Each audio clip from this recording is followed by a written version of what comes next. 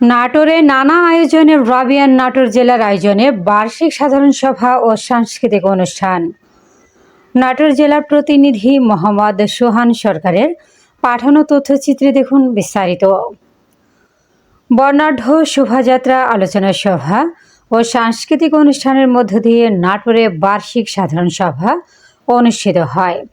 আজ শনিবার বেলা 11টার দিকে নাটোর শহরের আলাইপুর জেলা পরিষদ মিলনায়তন রাজশাহী বিশ্ববিদ্যালয়ের প্রাক্তন শিক্ষার্থী রাবিয়ান নাটোর জেলার আয়োজনে বার্ষিক সাধারণ সভা ও সাংস্কৃতিক অনুষ্ঠান অনুষ্ঠিত হয়।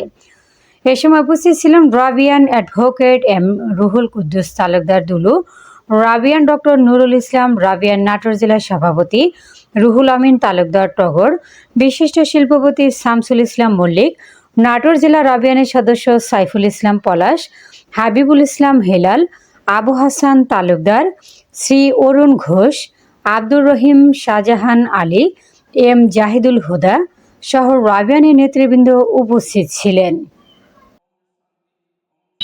এই খেলা যেরকম ব্রাজিল আর্জেন্টিনা খেলাকে তারা ম্যান্ডেটরি করছে, আমরা সরকারে আছি। এদেশের স্কুল কলেজ, এই যে ইন্টার স্কুল খেলা হতো আগে, আমরা খেলতাম, স্কুলে খেলতে খেলতে রাজশাহী যেতাম, রাজশাহী জিততে ঢাকা যেতাম। এই যে ইন্টার স্কুল খেলা, ইন্টার কলেজ খেলা সব কিন্তু বন্ধ হয়ে গেছে।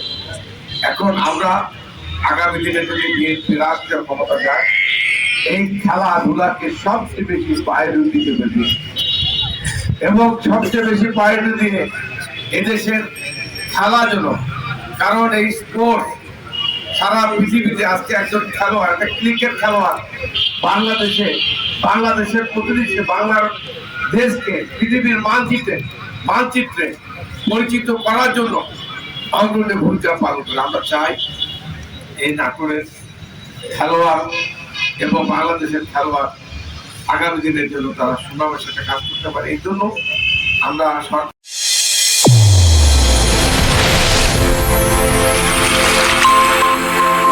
চ্যানেল A1 হৃদয়ের স্পন্দন।